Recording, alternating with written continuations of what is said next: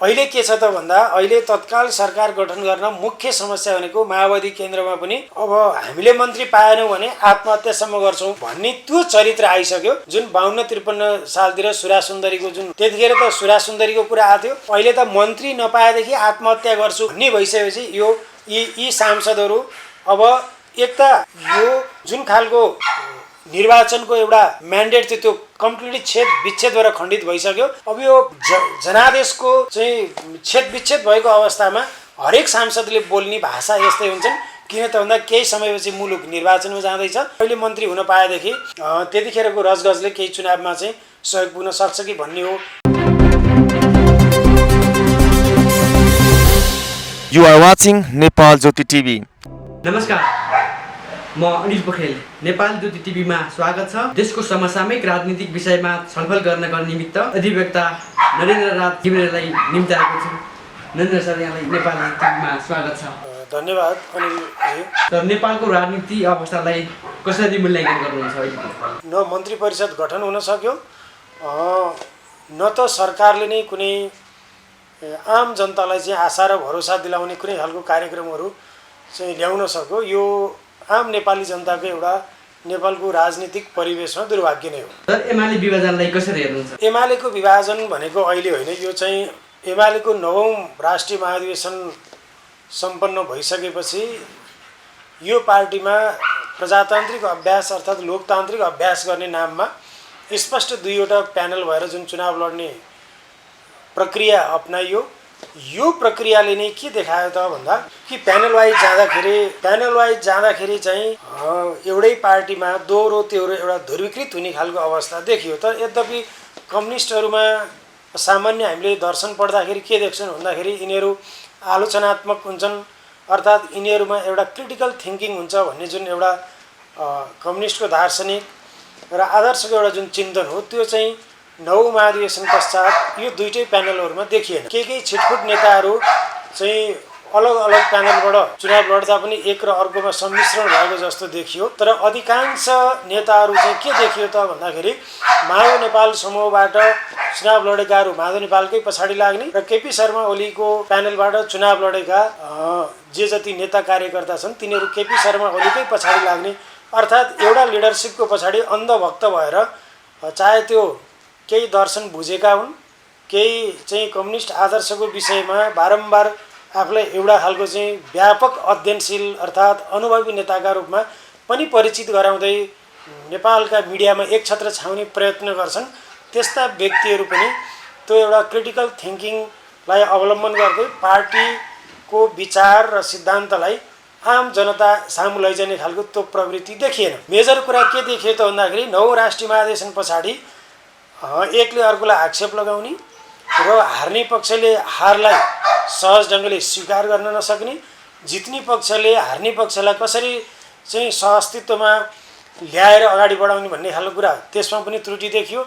र यो एमालेको विभाजन 9औं राष्ट्रिय महाधिवेशनको परिणाम आइसकेको दिनदेखि नै सुरुवात भएको हो र केपी शर्मा ओलीले पछिल्लोचोटि माओवादी केन्द्र समेतलाई मिलाएर चाहिँ नेपाल कम्युनिस्ट पार्टी बनाउँदाखेरि आफू सत्तामा जान सकिने अर्थात् कम्युनिस्टको एकल सरकार बनाउन सक्ने र 5 वर्ष एक छत्र ढङ्गले सरकार चलाउने भन्ने त्यो उद्देश्यका साथ जुन पार्टी एकता भयो, त्यो पार्टी एकता हुँदाका बखत पनि अब यिनीहरूमा एउटा अचम्म छ। माओवादीको एउटा जनवाद भन्छ, एमाले अर्को बौद्धले जनवाद भन्छ। न सिद्धान्तको समष्टिगत व्यवहारमा जे अवलम्बन गरेका छन्, जुन ढङ्गले उनीहरूले जे जस्ता सत्ताका लाभहरू प्राप्त गर्दै गए र चुनावी मोर्चामा जुन खालको परिणाम र चुनावी मोर्चामा सहभागी हुने कुरालाई नै उनीहरूले सिद्धान्त आदर्श कम्युनिस्टको मूल्य मान्यता नै त्यही हो भन्ने हिसाबले दुईटा पार्टीहरू एक भए। जबसम्म यी दुईटा पार्टीहरूको राजनीतिक सिद्धान्त क्लियर कट ढङ्गले बाहिर आउन सकेको थिएन तबसम्म मोर्चाको रूपमा मात्र यिनीहरू जान पर्थ्यो। र जे होस् आम जनता सबै मान्छेले यो कम्युनिस्टका आदर्श सिद्धान्त यी सबै कुरा बुझेको पनि हुँदैन, बुझ्न आवश्यक पनि छैन। सबैले आफ्ना आफ्ना काम गरेर आफ्ना आफ्ना रोजगारी गरेर खानुपर्ने हो। कसैका पछाडि यो र ऊ भनेर सधैँ लाग्नुको अर्थ पनि छैन। त्यो राजनीति गर्ने राजनीतिक स्वार्थबाट अर्थात् राजनीतिक सत्ताबाट आर्थिक लाभ लिनेहरूले 24 घण्टा यसमा निर्लिप्त भएर लाग्न सक्नु अर्थात् लाग्ने कुरा स्वाभाविक पनि हो। अन्यथा पेसा व्यवसाय गरेर खानेले सधैँभरि राजनीतिलाई नै अगालो मारेर हिँड्न सक्ने अवस्था पनि नेपाल जस्तो मुलुकमा रहँदैन। हामीले एउटा विचित्र मान्नुपर्छ कि नेपालको एउटा खालको ठुलो जनसङ्ख्या चाहिँ राजनीतिमा संलग्न छ। राजनीतिबाट अरू पेसा व्यवसाय गरेको पनि छैन, तर उही सुकिलो मुकिलो छ। उसैले चाहिँ घरमा आफ्नो एउटा सम्पन्नशालीताको आधारमा चाहिँ ऊ चलेको छ। उसैका छोराछोरी चाहिँ एकदमै सुकिला मुकिला छन्, पढेका छन्, लेखेका छन् र एउटा यो आडम्बरी खालको राजनीति पनि नेपाल कम्युनिस्ट पार्टीभित्र यो अहिलेदेखि होइन पहिलेदेखि प्रवेश गरेको कुरा हो। र जब नेकपामा केपी ओली र प्रचण्ड नजिक देखिए, माधव नेपालले चाहिँ आउट अफ ट्र्याक हुने पार्टीबाट नीति सिद्धान्त विधि प्रक्रियाको रूप देखाएर जब माधव नेपाल र प्रचण्ड एक भए त्यतिखेर चाहिँ फेरि केपी ओलीलाई चाहिँ एउटा खालको किनारामा पुर्याउने, अर्थात् यो चाहिँ के थियो त भन्दाखेरि यो नेपाल कम्युनिस्ट पार्टी गठन भइसकेपछि अर्थात् नेकपा एमाले पछि सर्वोच्च अदालतले चाहिँ दुईटा पार्टीलाई अलग चाहिँ जान सक्ने खालको बाटो देखाइदिइसकेपछि यिनीहरूको मेन स्वार्थ भनेको के थियो भन्दाखेरि पार्टीको हाइकमान्डमा पुग्ने र पार्टीका कमिटीहरूमा चाहिँ कसरी आफ्नो एउटा मेजोरिटी एकदम भास्ट मेजोरिटी चाहिँ कसरी क्याप्चर गर्न सकिन्छ र पार्टी नियन्त्रण गर्ने भन्ने नै यसको उद्देश्यका साथ यिनीहरू अगाडि बढेका थिए। त्यसैको परिणामस्वरूप चाहिँ नेपाल कम्युनिस्ट पार्टी विभाजन, एमाले विभाजन, अहिले माओवादी केन्द्रमा पनि भित्र रूपमा सुसुप्त ढङ्गले जुन खालको एउटा विभाजन देखिएको छ नेपालको राजनीतिक परिवेशमा हेर्ने भनेदेखि चाहे त्यो कम्युनिस्ट होस् चाहे त्यो काङ्ग्रेस होस्, यी सबै राजनीतिक पार्टीहरू चाहिँ अर्थात् यी पार्टीका शीर्षस्थ नेताहरू चाहिँ पार्टी कसरी क्याप्चर गर्न सकिन्छ भन्ने क्याप्चरको थ्योरीबाट मात्रै यिनीहरू अगाडि बढेको हुनाले यसमा को सरकार बन्यो अर्थात् कुन सरकार गयो कस्तो सरकार आउँछ भन्ने कुराले खासै त्यति महत्त्व राख्ने खालको चाहिँ नेपालको राजनीति त्यतातिर मोडिएको देखिएन। नयाँ सरकार गठनमा देउवाको भूमिका के छ? नयाँ सरकार गठनमा चाहिँ मैले देखेको कुरा नेपाली काङ्ग्रेसका सभापति शेरबहादुर देउवाले लामो समयसम्म पनि सरकारको नेतृत्व गर्ने कुरालाई अस्वीकार नै गरेका हुन्।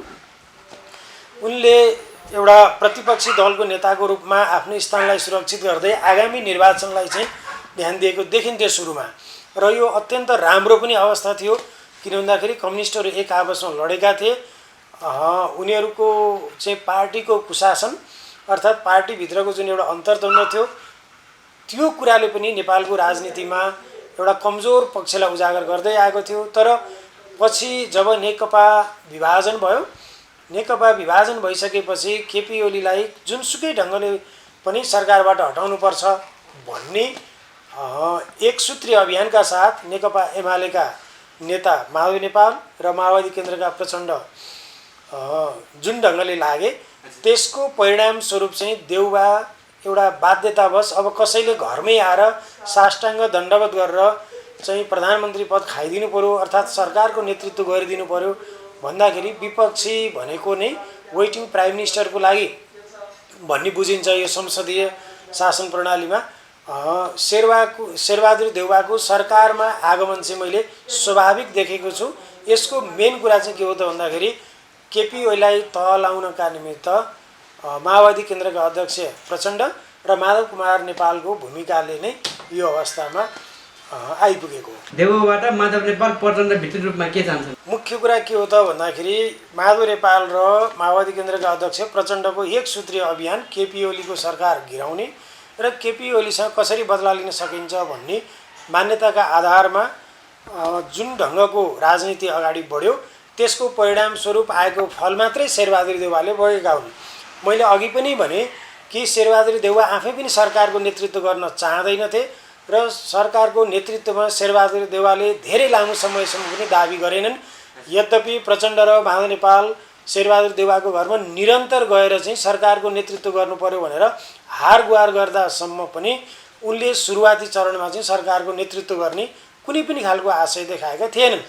जब जुनसुकै ढङ्गले पनि अब शेरबहादुर देउवाले सरकारको नेतृत्व नगरी नहुने भन्ने अवस्था जुन कम्युनिस्टहरूको कारणले सृजना भयो त्यो चाहिँ बाध्यता स्वरूप शेरबहादुर देउवाले सरकारको नेतृत्व गरे तर अब माधव नेपाल र प्रचण्डले शेरबहादुर देउवाबाट अपेक्षा गर्ने भन्ने कुरा के हो त भन्दाखेरि उनीहरूले एउटा कमजोर पात्रलाई छानेका पनि हुन्, त्यसरी पनि बुझ्नुपर्छ।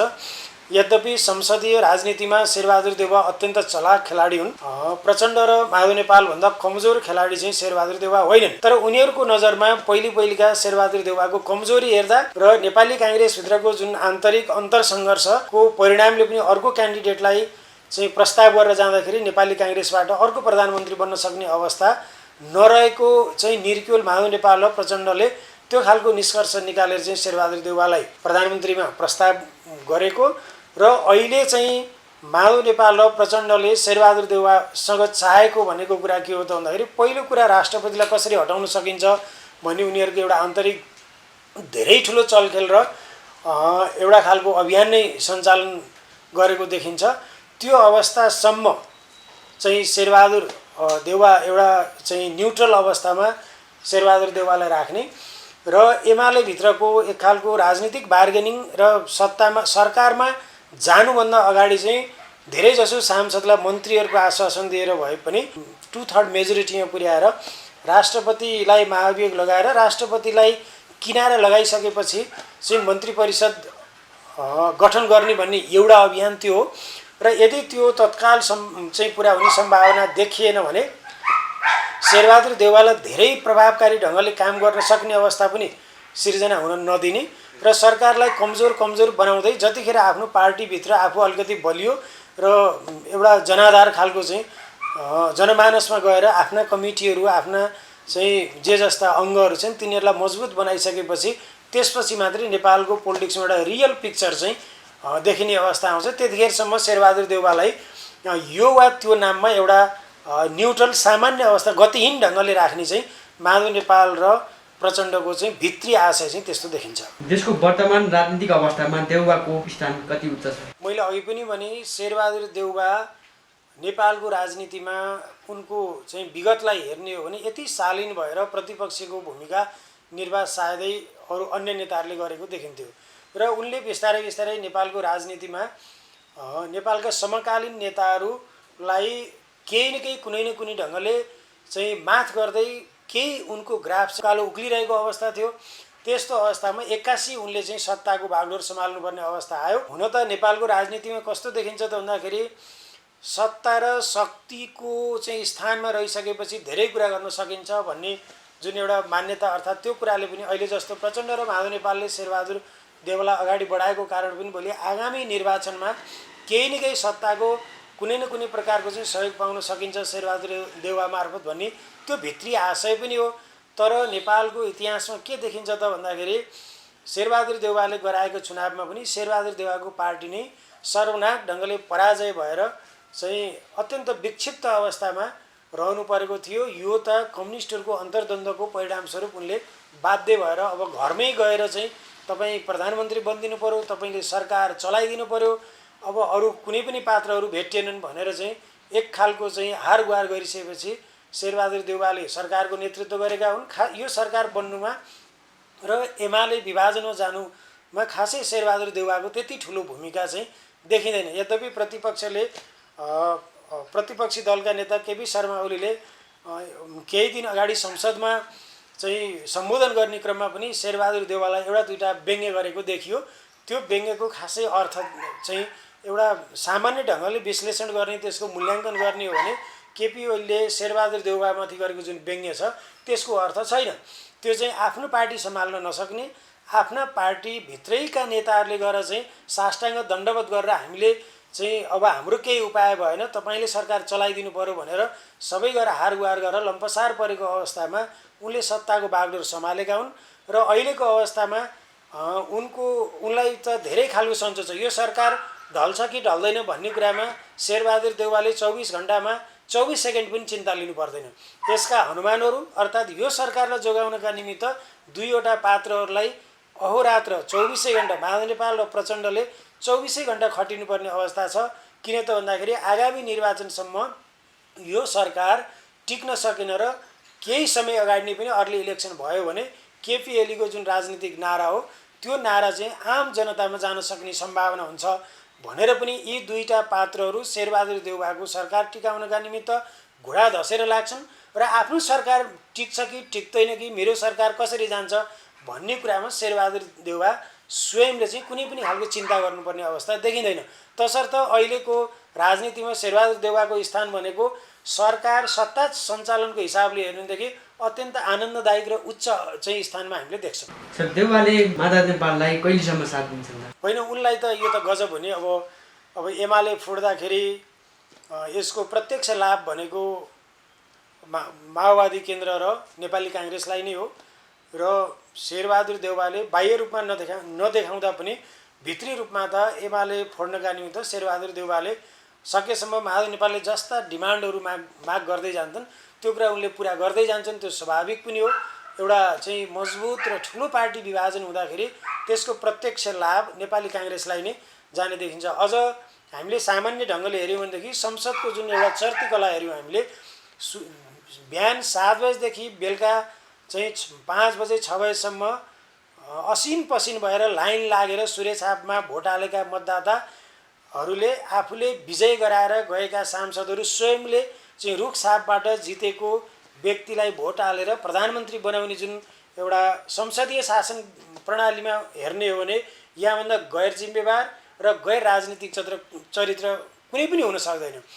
त्यसरी नेपालको संसदीय शासन प्रणाली अगाडि बढेको अवस्थामा चुनावमा जाँदा पनि भोलि चाहिँ अब एउटा पार्टीबाट जितेर आएर पार्टी विभाजन नगरिकन, पार्टी परित्याग नगरिकन अर्को पार्टीमा गएर भोट हाल्ने भनेको चाहिँ फेरि पनि आम जनतामा गएर मलाई मतदान गर्नुहोस्, मेरो पार्टीलाई मतदान गर्नुहोस्, मलाई भोट हाल्नुहोस् भनेर भन्न सक्ने अवस्था रहँदैन। यसको प्रत्यक्ष लाभ पनि नेपाली काङ्ग्रेसले अर्थात् शेरबहादुर देउवाले आगामी निर्वाचनमा पाउने कुरा चाहिँ एकदम स्वतः देखिन्छ र त्यो स्वाभाविक पनि हो। अर्ली इलेक्सनको सम्भावना कति देख्नु भएको छ?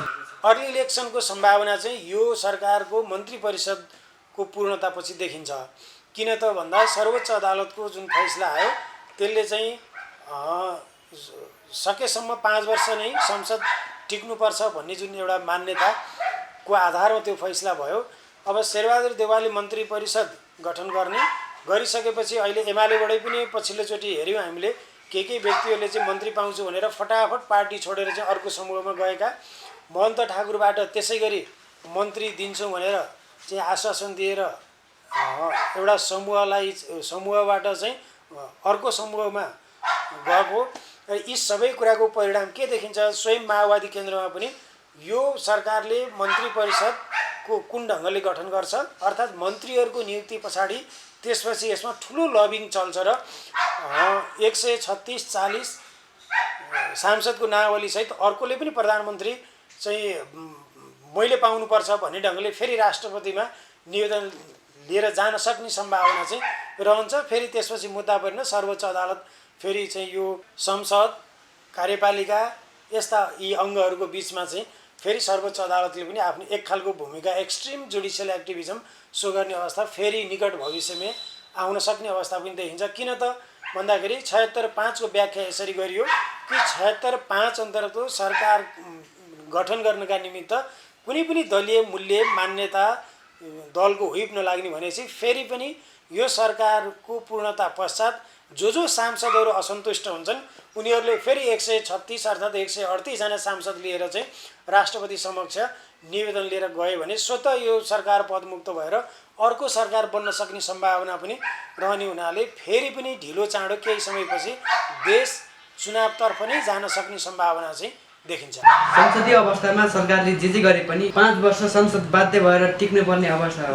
यो चाहिँ दुर्भाग्य हो। संसदीय शासन प्रणालीको उन्नत स्तर भनेको संसद र सरकार बीचको टकराव, आफ्नो दलभित्रको टकराव र त्यो टकराव अन्तर्गत बन्ने सरकारले जब देशमा कुनै पनि गति लिन सक्दैन त्यस्तो अवस्थामा त्यसको उपचारको एकमात्र उपाय भनेको संसद भङ्ग नै हो र जनतामा गएर फ्रेस म्यान्डेट लिएर जसले आउन सक्छ जनताले ती चाहिँ दण्ड दिन्छन्, तिमीहरूलाई हामीले यसरी चाहिँ निर्वाचित गरेर पठाएका थियौँ, तिमीहरूले चाहिँ सकेनौ, संसद चलाउन सकेनौ, सरकार चलाउन सकेनौ र अब हामी यस्ता व्यक्तिलाई चाहिँ इलेक्सनमा इलेक्टेड गरेर पठाउँछौँ भने जनताको त्यो अभिमतका साथ फेरि जुन सरकार आउँछ उसले सरकार सञ्चालन गर्न पाउने। अब अहिले देखियो अब यो संसद भनेको चाहिँ भेडा बाख्रा चाहिँ पाल्ने जस्तो चाहिँ अवस्थामा देखियो। न सरकार गठन हुनसक्छ, अब सरकार गठन गर्दा एउटा सांसदलाई बनाउँदा अर्को सांसद अन्त यो यी सारा विकृतको चाहिँ नेपाली जनताको खुल्ला आँखाले नेपाली जनताले हेर्नुपर्ने होइन। संसदीय शासन प्रणालीमा सरकार र संसदको टकराव हुन्छ र संसदभित्र पनि संसद आफै पनि गतिशील ढङ्गले अगाडि बढ्न सक्दैन भने सांसदहरूलाई तलब भत्ता खुवाउनका निमित्त मात्रै संसद चाहिँ एज इट इज टिकाइराख्नुपर्छ भन्ने मान्यता नै यो गैर संसदीय, गैर प्रजातान्त्रिक अर्थात् अप्रजातान्त्रिक र संसदीय स्थापित संसदीय मूल्य मान्यताको विरुद्धका हुन्। यद्यपि अहिले चाहिँ जस्तोसुकै अब आम जनताले फेरि अब महसुस गर्दैछन्, गर्न पाउनेछन् कि जस्तोसुकै सरकारका जस्तासुकै गतिविधि पनि आम जनताले सहेर बस्नुपर्छ भन्ने मान्यता सर्वोच्च अदालतको फैसलाबाट पनि स्थापित भएको देखिन्छ। अन्यथा संसदले संसदीय आफ्नो परम्परा अनुसारको गति लिन सक्दैन। सरकार र संसदको बिचमा टकराव रहन्छ, सरकारले गति लिन सक्दैन। सरकार जुन पार्टीको सरकार बनेको छ त्यो पार्टीको बिचमा नै मैत्रिकता छैन भने सारा जनादेश निर्वाचनमा गएका हरेक जनादेश खण्डित भएका हुन्छन्। त्यस्तो खण्डित भएर फेरि जोडजाम गरेर बनाइएको सरकारले जनादेश बमोजिम कायम गर्न सक्छ र त्यो चाहिँ जनादेश बमोजिम बनेको सरकार हो भनेर संसदीय मूल्य मान्यताभित्र भन्न सकिन्न। तसर्थ यो सरकार पनि टिक्नलाई टिकोस्। मैले अघि पनि भने कि वर्तमान सम्मान्य प्रधानमन्त्री शेरबहादुर देउवालाई यो सरकार टिकाउने कुरामा कुनै टाउको दुखाइ छैन। उहाँ त भित्री रूपले अहिले पनि चुनाव चाहनुहुन्छ। यो सरकार टिकाउनलाई दुईवटा पात्रले चाहिँ अहोरात्र 24 घण्टा खटेर चाहिँ अब शेरबहादुर देउवाको सरकारलाई 5 वर्ष कसरी पुर्याउन सकिन्छ भनेर उहाँका पार्टीका पनि चाहिँदैन। नेपाली काङ्ग्रेसका कुनै वरिष्ठ नेताहरूलाई चाहिँ शेरबहादुर देउवाले अहिले जिम्मा दिनुपर्ने अवस्था पनि छैन।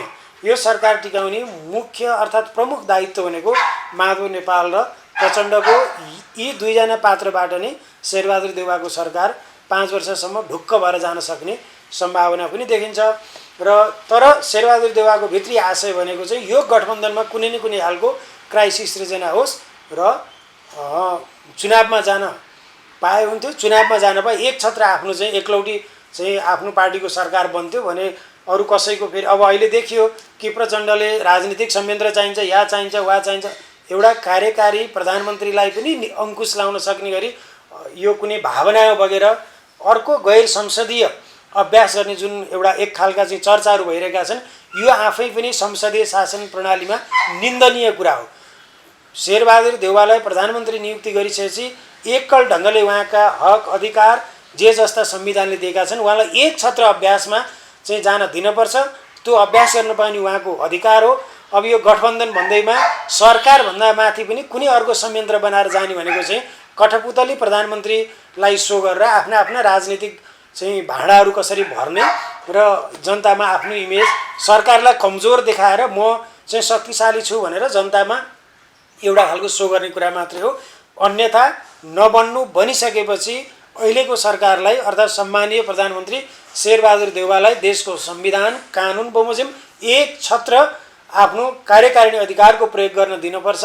अन्यथा त यसमा बदनियतपूर्वक यो सरकार गठन गरेको भन्ने खालको देखिन्छ। तसर्थ अहिले समसामयिक रूपमा चलेको जुन चाहिँ यो राजनीतिक संयन्त्र अनि अर्को संयन्त्र बनाएर मन्त्री परिषदको के अरे मन्त्रीहरूको सिफारिस यी यस्ता नाटक नौटङ्कीको चाहिँ प्रधानमन्त्रीले पनि अस्वीकार गर्नुपर्छ र यो देशको संविधान र कानुनभन्दा यी बाहिर संविधानले कानुनले नचिन्ने त्यस्ता खालका संयन्त्रहरू हुन्।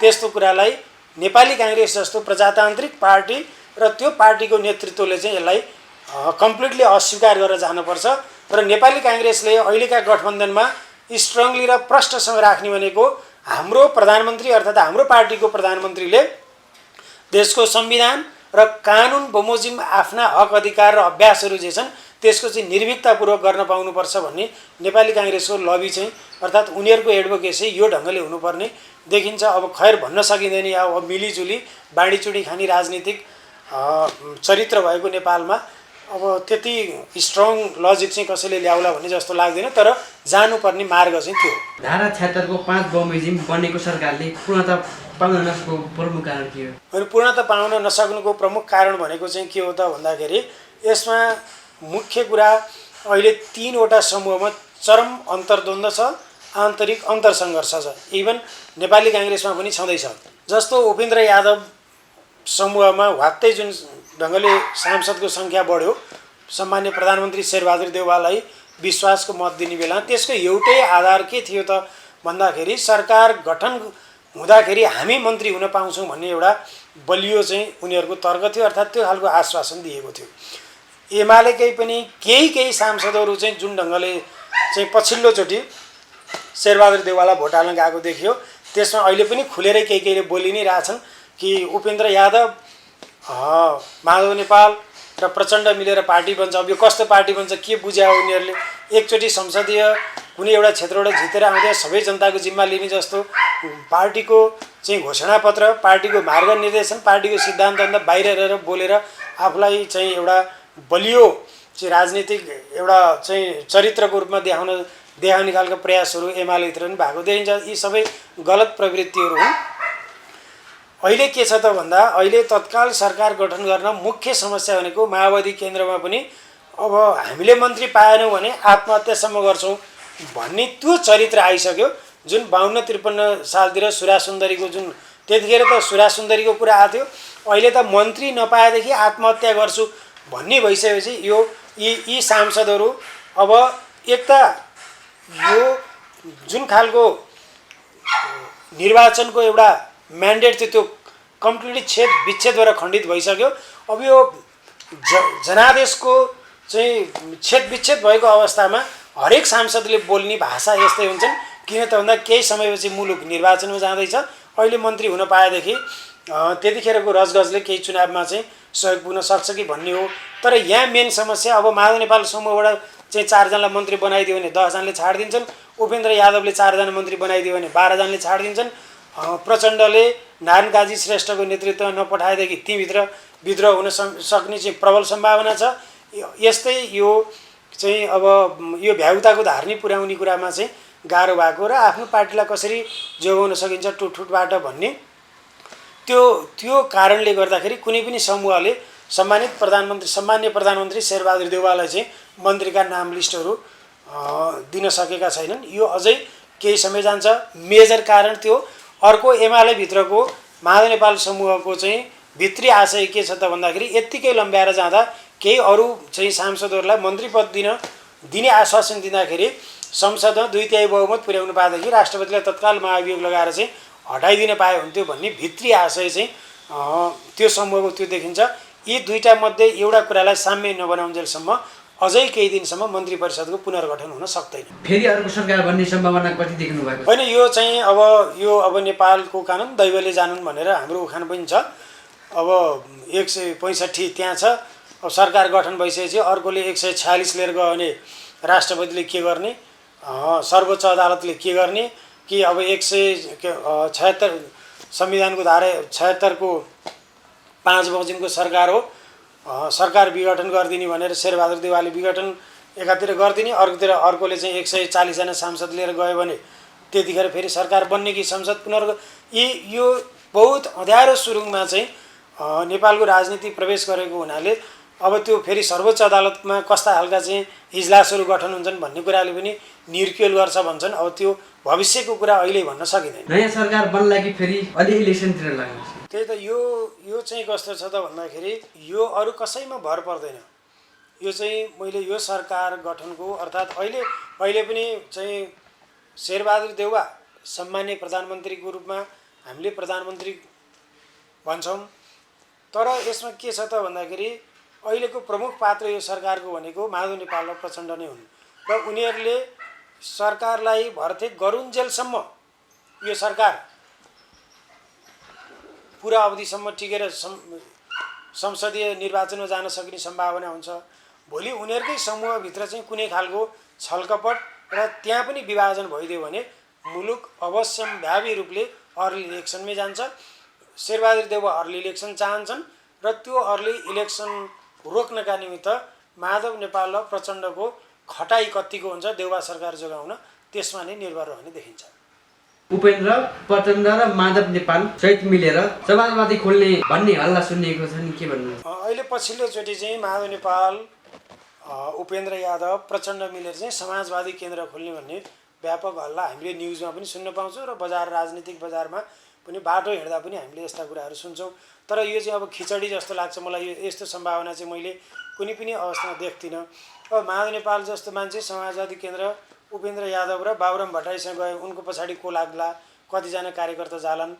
एमाले जस्तो एउटा लोकप्रिय पार्टीलाई अनेक ढङ्गले बदनाम गरेर समाजवादी, यो त बाबुराम भट्टराई र माधव नेपालमा केही पनि फरक देखिँदैन र त्यति हदसम्म जान सक्ने सम्भावना चाहिँ मैले देख्दिनँ। यद्यपि प्रचण्ड र माधव नेपालको बिचमा एकीकरण अर्थात् कार्यगत एकता हुन सक्छ, तर उपेन्द्र यादव सहितको पार्टी एकीकरण भन्ने कुरा चाहिँ अहिलेको सन्दर्भमा त्यो चाहिँ एकदम न्यून सम्भावना छ। नेपालको राजनीति अब लुछाचुँडी र लाभ हानिमा नै अब अर्थात् एक खालको खरिद बिक्रीमा चल्ने भएको हुनाले अब तिनै मिल्दैनन् भन्न पनि सकिँदैन।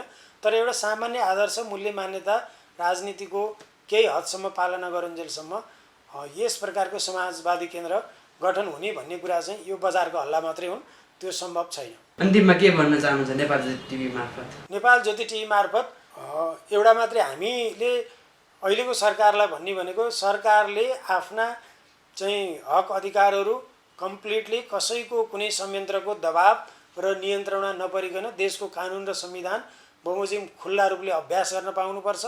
देशको प्रधानमन्त्री नेपालको कानुन संविधान बमोजिम सम्पूर्ण रूपले कार्यकारिणी शक्ति सम्पन्न निकाय हो र त्यो प्रधानमन्त्रीलाई कसैले अङ्कुश लगाउने र अर्काले लगाएको अङ्कुशको आधारमा चाहिँ नेपाली काङ्ग्रेस जस्तो प्रजातान्त्रिक पार्टीको अध्यक्ष र 5औं पटक प्रधानमन्त्री भइसकेको व्यक्तिले त्यस्तो छलछाम र बदनियतपूर्ण ल्याइएका कुराहरूलाई चाहिँ अलग गर्दै देशको कानुन र संविधान बमोजिम एक छत्र आफ्ना हक अधिकारको अभ्यास गर्दै जनताको हितमा काम गर्नुपर्दछ र यो सरकारले त्यो ढङ्गले अगाडि बढ्यो भने मात्रै आगामी निर्वाचनमा नेपाली काङ्ग्रेसले एक छत्र विजय हासिल गर्न सक्ने चाहिँ सम्भावना देखिन्छ। तर समय दिनु भएकोमा नेपाल टिभी समसामयिक राजनीतिक विषयमा केही विचारहरू राख्ने मौका दिनुभएकोमा अनिल भाइलाई पनि धेरै धेरै धन्यवाद।